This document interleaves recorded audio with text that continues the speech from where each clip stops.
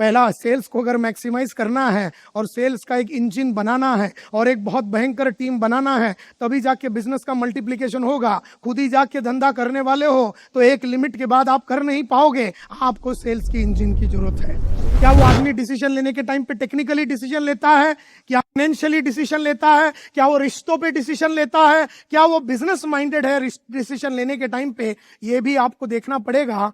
और देखना पड़ेगा कि उस कंपनी के अंदर अपना कोई कोच है कि नहीं, अपना कंपनी के लिए वहां पर कोई सपोर्टर है कि नहीं, कि आदमी वहां पर जो बैठा हो न्यूट्रल है, कि नॉन सपोर्टर है, कि कॉम्पिटिटर का दोस्त है, यानी अपना की गधे के माफत अपन रोज सुबह क्लाइंट के पास जाते हैं और खाली हाथ आते हैं और दुनिया भर की स्टोरी सुनाते हैं।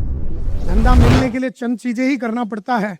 बिजनेस का मल्टीप्लिकेशन के लिए सेल्स का मल्टीप्लिकेशन होना बहुत ही जरूरी है। और अगर ये चीजें उत्पल भाई अगर आप नहीं डाल रहे हैं, मुझे नहीं लगता है कि आपके उधर एक भयंकर सेल्स का टीम है। एकदम करू पांडे जिहादी पागल सरफिरे।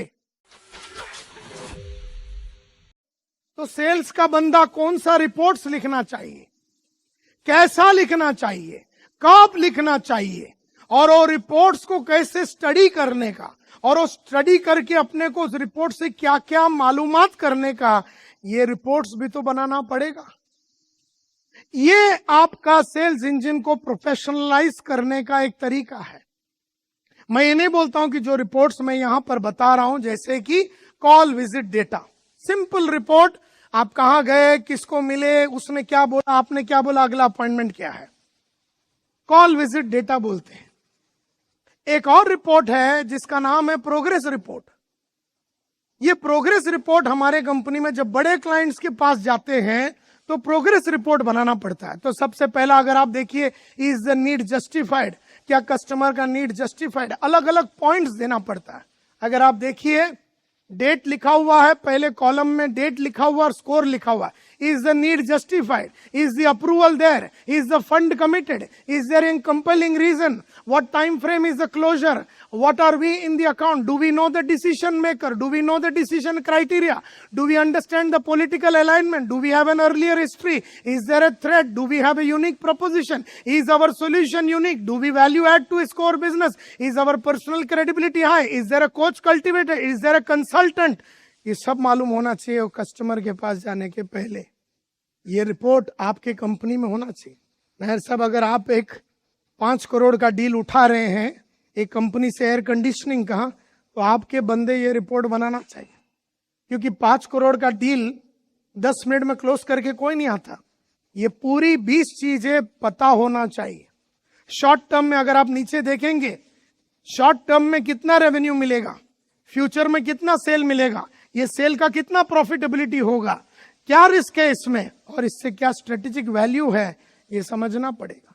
अब ये समझने के लिए बहुत सारे हम लोगों ने रिपोर्ट्स बनाए हैं और मार्क्स मिलता है, मार्क्स मिलता है। ये सब के डिटेल में मैं जाना नहीं चाहता हूं। खाली एकदम पहला अगर देखेंगे, जैसे वहां पर लिखा था ना स्कोर, तो उसमें लिखिए, देखिए, इज द नीड जस्टिफाइड। एक ही खाली क्वेश्चन पढ़ूंगा, have the benefits of the product services been agreed, quantified and confirmed via a proposal or a quote? तो आपको 4 आंसर्स मिल सकते हैं और चारों आंसर के लिए स्कोर अलग अलग मिलेगा। पहला वाला इनकंक्लूसिव डिस्कशन, स्टैंडर्ड लेटर मैंने भेज दिया है, कोई ज्यादा कंक्लूजन नहीं हुआ, स्टैंडर्ड लेटर मैंने भेज दिया, कितना पॉइंट मिलेगा, -5 मिलेगा। और अगर लिखा हुआ है कि some real areas of benefits identified, further meeting required, तो 0 मिलेगा। Benefits discussed, agreed and quantified, इस तरह से आपको पॉइंट्स मिलेगा। और जब ये सब मिला के नीचे जब एक स्कोर मिलता है आपको, यहां पर एक स्कोर मिलेगा, स्कोर मिला यानी 0 to 35 टोटल मिला, तो ये अकाउंट 90 दिन के बाद आएगा और ये कोल्ड अकाउंट है।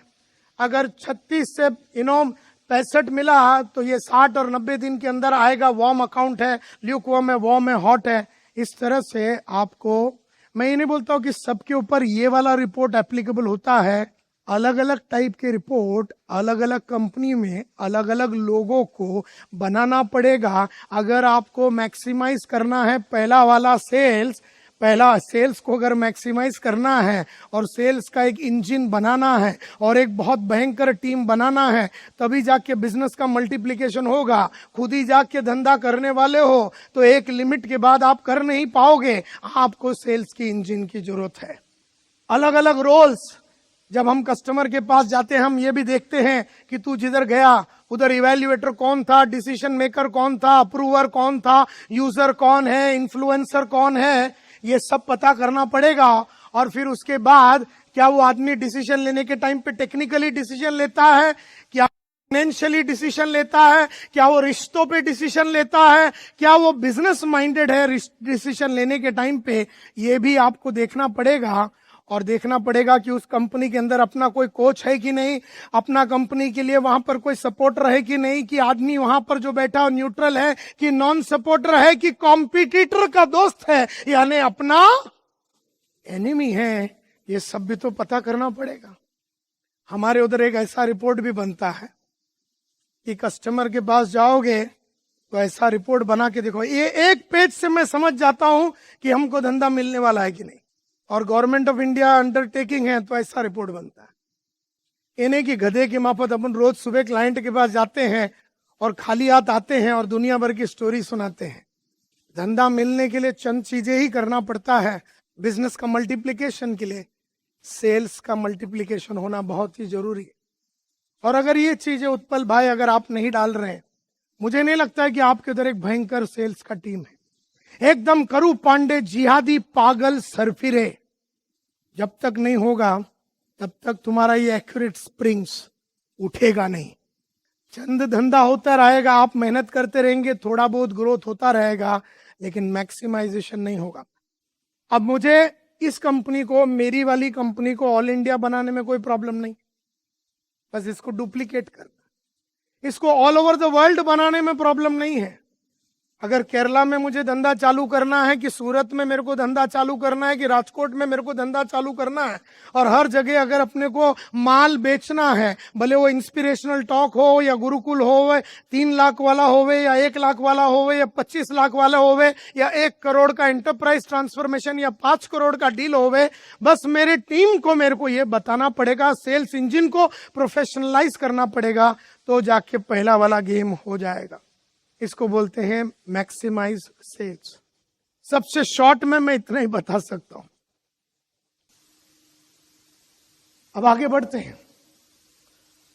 सेल्स को मैक्सिमाइज करने के लिए हमने देखा क्या करना है। अब चलते हैं सेकंड बिजनेस ट्रांसफॉर्मेशन ग्रोथ का रूल की तरफ, और वो रूल का नाम है change your business model. Change your business model.